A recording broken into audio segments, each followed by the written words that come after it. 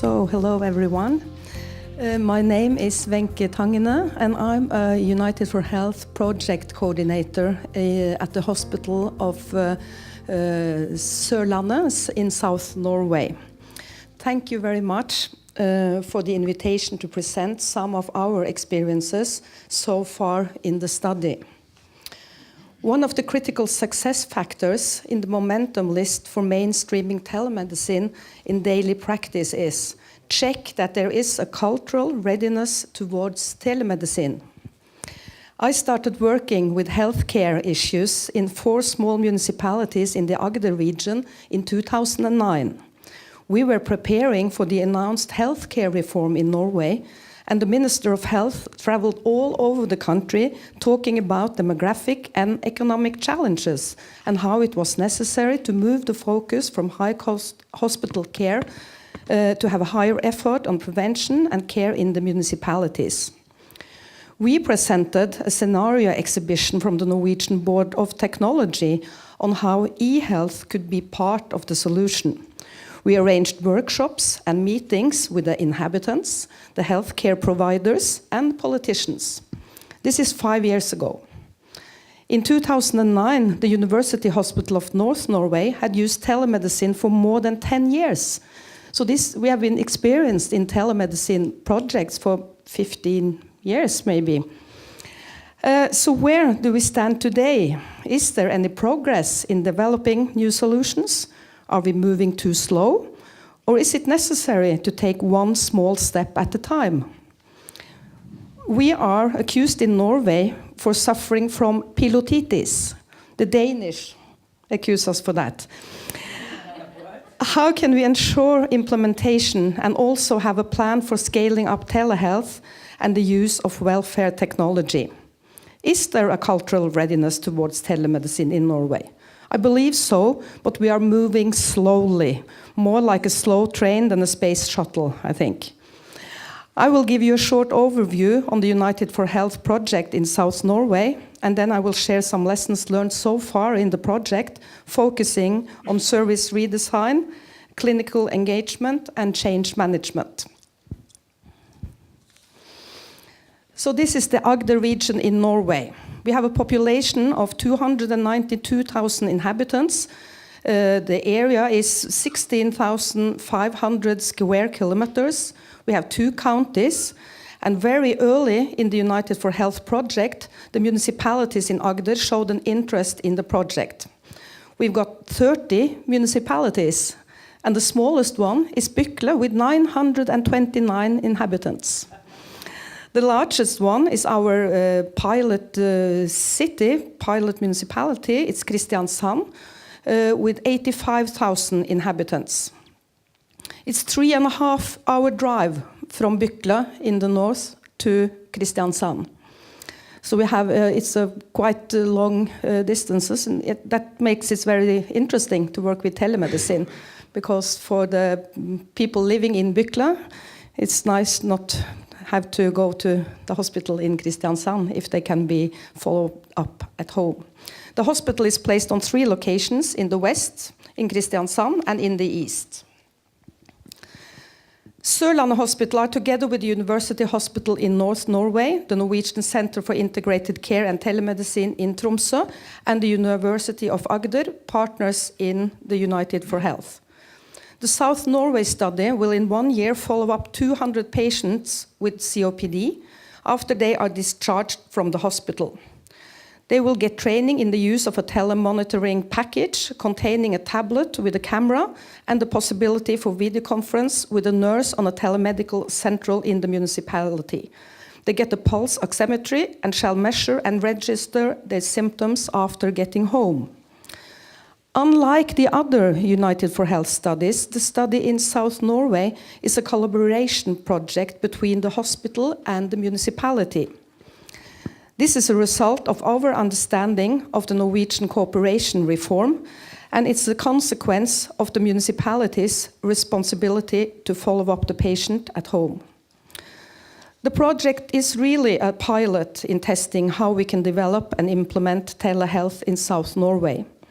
We have had a big challenge up to now in the lack of national strategies and ambitious goals for telehealth. Now the Directorate of Health recommend Continua as the national standardization framework for e-health from 2016. And of course, the local health administrators and politicians are wondering how that will affect on the implementation of local solutions. So they kind of sit on the fence waiting for some clear signals from the national authorities on the strategic issues. In Agder, all the municipalities meet regularly with the hospital management team in a strategic group. They have been involved in United for Health from the start and are all very enthusiastic. So this has been for us a very good opportunity to strengthen the cooperation between the hospital and the municipalities toward an integrated care solution. The challenge is to keep focus on the patient, not the organization. It's very easy to start discussing money or the lack of money, pushing the responsibility for the patient across organizational borders and budget borders. It's been important for us to secure involvement of doctors, nurses, technical personnel, and COPD patients defining user needs and software specifications. Involving the local doctors, GPs, has been the most difficult part. It has been hard to achieve commitment from the GPs, and this is a big challenge for us because the GPs are a central factor to succeed with the triage model that we are developing. The doctors at the hospital, they tolerate and accept the aims and goals of the study, but they are not exactly full of enthusiasm, sorry to say. The younger doctors are far more positive than the older. The nurses involved are positive and interested in the project, and the more they get involved and work directly in the project and with the patients, the more positive they get. The patients as a group are very positive. The patient organizations really applaud this initiative, and they have been involved in the project from the beginning. Our patients are diagnosed with COPD, and many of them don't feel recognized. It's some shame associated with the diagnosis, many of them smoke, etc. And they tell us stories now that they really feel that the United for Health study focus on them as a group of patients that we want to assist and help. They are not less important than the management leader with a heart condition. We did not predict this response, and it's a good one, I think. We have included 11 patients in the study so far. Approximately 50% of the patients asked to participate in the study says no. The reasons for rejecting are that they are very sick in an acute hospital admission situation which is stressful, they have a lot of anxiety, etc. The questions during registrations for the study are many, and it's emotional for many of the patients to answer questions about their life and condition. Of course, this is something they have to do because they participate in the study, and after implementing the solution, this will not be an issue. The patient's age is very relevant. Patients under the age of 70 are very positive, and they are used to smartphones and PCs, and like very much the possibility to monitoring their condition at home. Patients need more teaching in technical use than expected when we started up the study.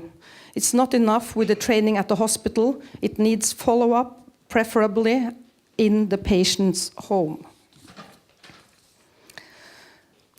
So, wrapping up our general project challenges so far, these are some important issues to address in the future work on scaling up telemedicine in Norway, using the momentum list of success factors, which, by the way, I think all is relevant for us.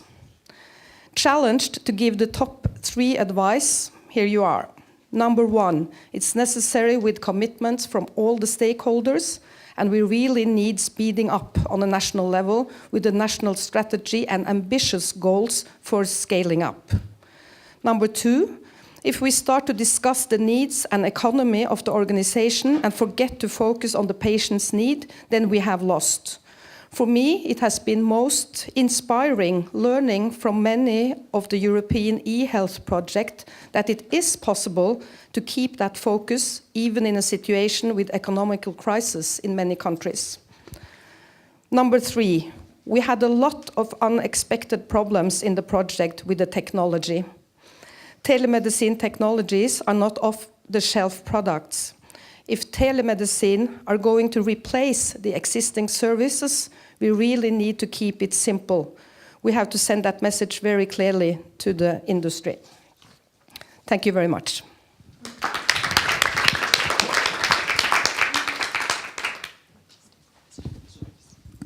Thank you. The last word I heard was industry. I'm probably the only representative of the big industry here. I'm working at Agfa Healthcare. So we make medical record systems, hospital systems, etc. So I am industry. Nobody is perfect, but it is what it is. So I heard a couple of times that clinicians are not so much involved or difficult to be involved. I would like to plead a little bit for these clinicians because in many countries the system is not allowing them to do much more. They are not paid for it. So that's already a first thing. We, as being a commercial company, we only make what the customers want to use. So if the hospitals are not asking us to integrate all these initiatives, we will not be able to do it because we have to, at the end of the day, we have to sell. So this is, again, then a plea for, let's say, system changes, but then also for integration, because I saw this very nice portal, diabetes portal in Scotland, and with all respect for the huge efforts that has caused, the clinicians don't want a portal for diabetes, a portal for COPD, for cognitive impairment, and all the chronic diseases that they are facing. So we need a kind of what we call EHR, so a global view on the patient's conditions, where all the data is fed from the different systems. And I guess the same thing is also true for the patient. We talked about all the different devices, they want integrated systems. And as being involved in hospital information systems, I'm a little bit outside all these projects, even outside the AL. We can wonder what I'm doing here, but what I'm doing here is just telling how we look at this. So I would plead for integration. There is the IHE. So they have specific profiles for integration, not enough to integrate everything. You have continua for the devices, etc. So I would strongly plead to use as much as possible these standards, and then maybe slowly but surely the clinicians will be involved, and then we also will follow. Yeah. I very much agree, and this is a big issue in the South Norway now. We are discussing how to be able to have one integrated platform for different kind of chronic diseases and different kind of use.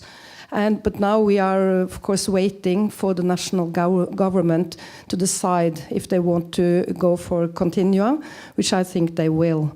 And then I don't know if it will be easier, but we are really focusing on this.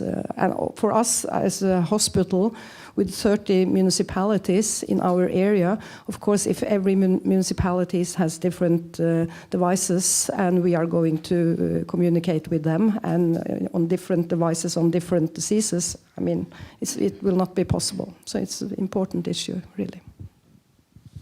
It was a question. Sorry. Yeah. Sorry. No, thank you. No, I just want to say I'm really glad, and I'm honest that you're here. And I actually wish there was probably more industry here, because I think that's part of why we're doing this as well, and why we're telling and being very honest about it. So the only way is that we listen to each other. Is really how we're going to push it forward anyway, how we're going to address these issues as well. Because, I mean, we're not perfect from the service delivery point of view either, definitely not, you know. So it is really about engaging with each other as well. And we've put local in Scotland a lot of time into meeting actually with a lot of providers just to tell them exactly about the experiences all the time. So NH24, for instance, we don't procure these things, but we work with people who do, and we know what their struggles are. So we invest a lot of time in talking to industry around these things, and hopefully that will make it easier to reach one another in the end. So I'm actually glad. Thank you for being here. Yeah, I absolutely agree with you, with your comments. In terms of the clinicians, I think I also want to plead for the clinicians. Normally there are people, the top clinicians, the leaders in the profession that have been working in that hospital or whatever for many years, have been involved in many projects, and have been confronted in the past with barriers, obstacles, and a lot of failures on this kind of project. So it's very understandable that when it comes to the number N project, they are a bit skeptic. But if you approach them, if you explain, sometimes, well, they understand, and they are these kind of people that will jump in the N+1 project, because they have been already involved. So I think it's a question of common sense, and my experience, our experience is that talking and being flexible and understanding what their problems are, trying to give solutions, they get involved, at least the leaders. The second issue is that normally those leaders are the early adopters, the really innovative ones that already have some experience in pilots and have their own way of doing things. And when you are trying to give them other kind of ways of solutions, then it's quite difficult, because they want to tell you their success story and not listen to your proposal who has not been tested. But again, you can negotiate with them, and at least our experience that when they see that you have the top manager support, the money, the European project label, and so on and so forth, they jump in, because they want to do things most of the cases. Not always, but most of the cases. Yes, sorry. No, that was actually, it was for Wenche actually. You were stressing the point about keeping the patient in the focus and not losing sight of what it's all about. What kind of practical, you could say, tools, methods, how do you ensure that locally? Because you're right, we tend to lose, you know, because we are in an organizational culture where it's often about the finance, or, you know, it's about risk diversion, and it's about, you know, how do you keep sort of that focus? I think the United for Health project has been very helpful for us according to that issue, because we had a good climate in the project group, and we are working very close with all the partners, and every time one of us starts talking about problems, who will be responsible for what tasks, then we have this project, we have the protocol, we have a delivery, we are going to deliver together, so let's keep that focus. And I think that will also, that makes us better cooperating also in other projects and other processes. But we have to remind ourselves of it, I think, all the time. Oh, sorry. In demand.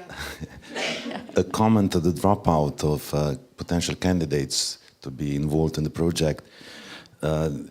If our telemedicine center coordinator calls the patient a candidate, then the dropout is 50%.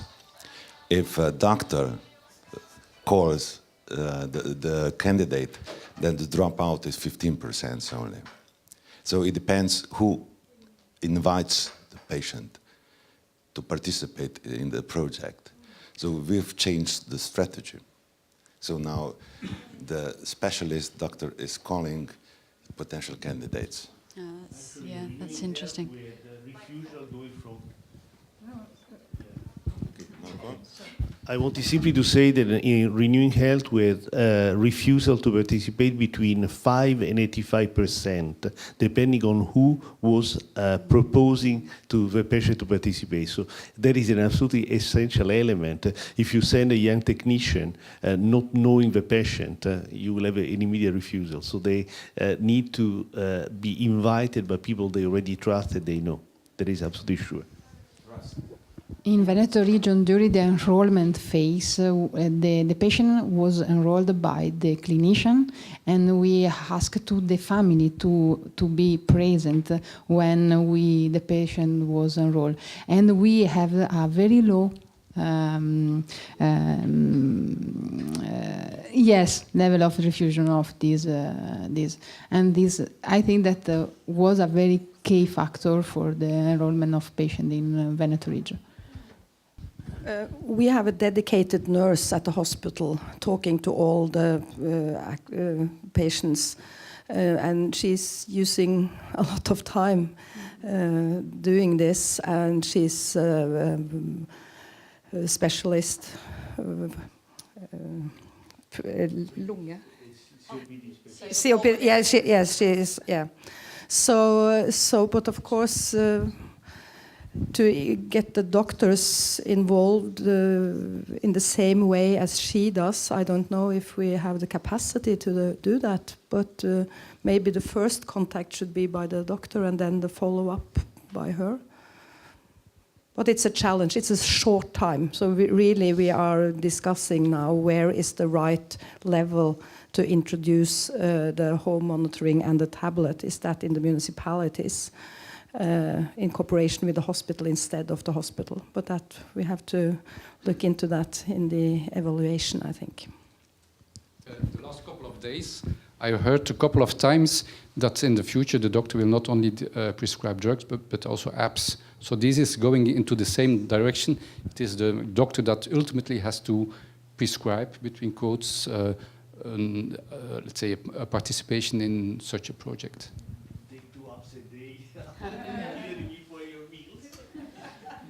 Yes, indeed.